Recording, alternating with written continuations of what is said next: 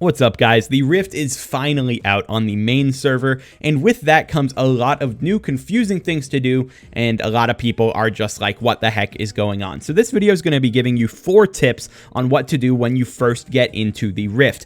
There is a very helpful thing in-game called the Rift Guide that should be able to help you a lot, but this video is going over the 4 things that I would recommend you do immediately because they are going to help you way more than a lot of other things would. So if this helps you out, I'd really appreciate a like or a subscription.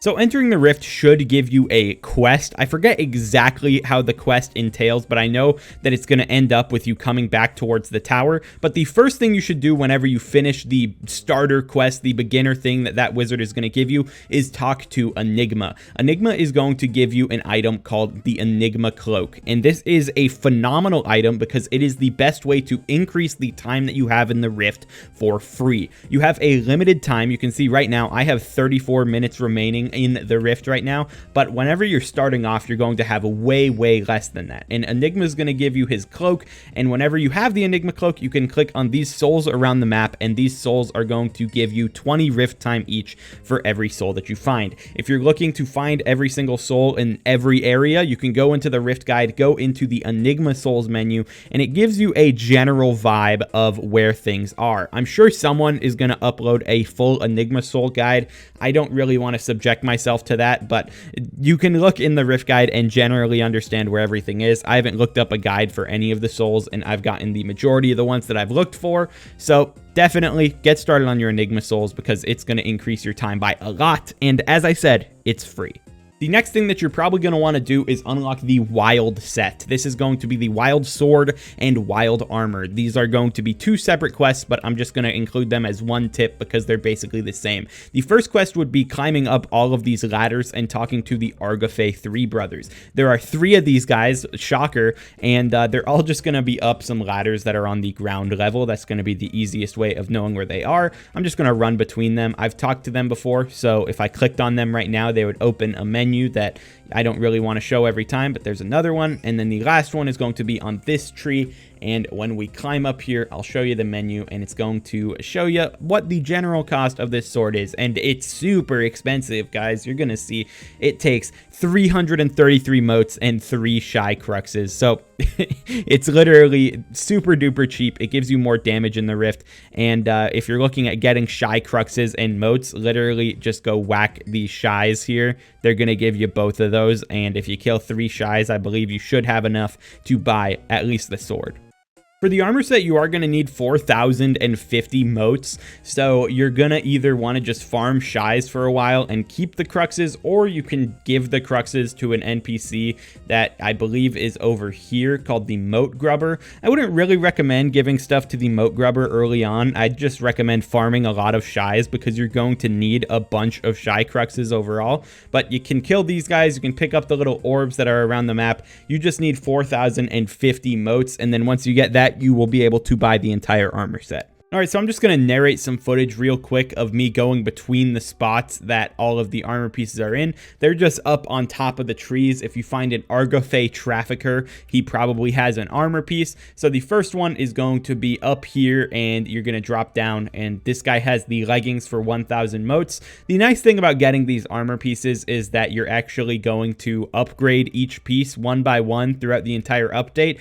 You can't just like get better armor, so this piece is going to be something that sticks with you, and it will just change its name a little, but it'll still be the wild armor piece at heart. So the helmet is going to be up here, and I'm actually going to show this one in the menu because it has a different perk than the other ones, because it does get 15 rift time, which every single one of these pieces gets, but this is going to have the ability helmets all the way down, and you're going to gain more rift time whenever you kill a monster. You already gain rift time every time you kill one, but you're going to gain bonus whenever you have that helmet. So from the helmet guy, you drop down here, and you're going to be able to find the chest plate guy. This is going to be 2,000 motes. It's going to give you 15 rift time, and you know, it's going to be the chest plate. And then the last piece is going to be, if you just go down from the chest plate guy, there's going to be one more room with a ladder inside of it, and this is going to have the boots. And the nice thing about these boots is that they only cost 50 motes to buy, so this one is really cheap. If you're just trying to get rift time immediately, the boots are the best way to go, but I just buy the entire armor set at the same time because I'm swag like that. that, and I think it's cooler.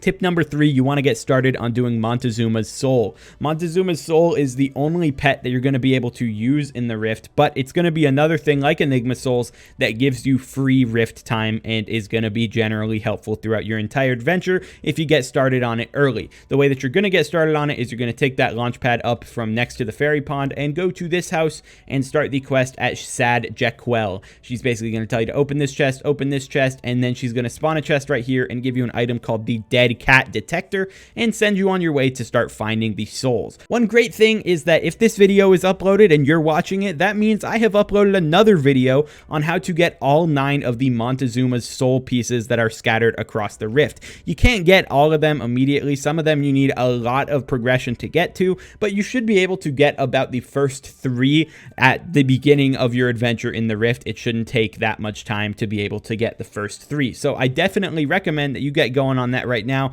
And just as a little taste, I'll show you where the first one is in this video. It's going to be right down here, the first piece. There you go. If you want to see all the other pieces, definitely click the link. It should be at the top right of your screen right now. It's awesome, and it's a quick guide on how to get a lot of Rift time.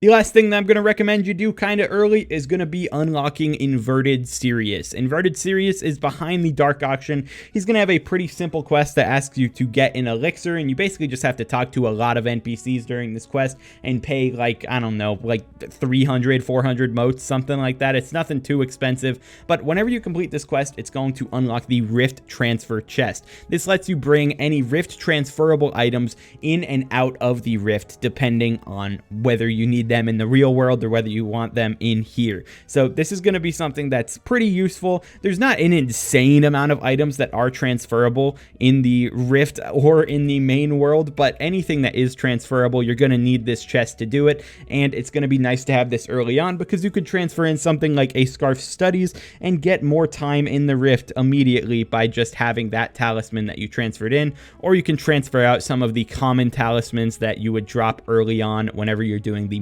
Mirrorverse part, which you don't know what that means yet, but you'll get to it. You'll get a common talisman and you'll be like, oh yeah, I'm glad I unlocked this transfer chest as soon as possible.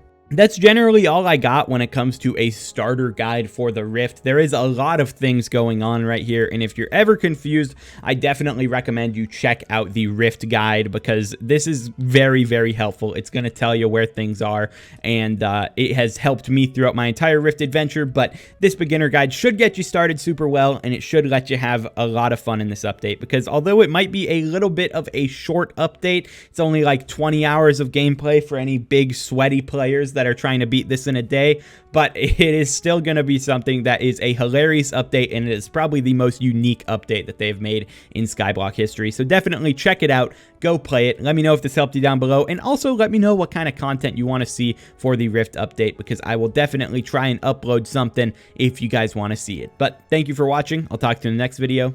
Peace out.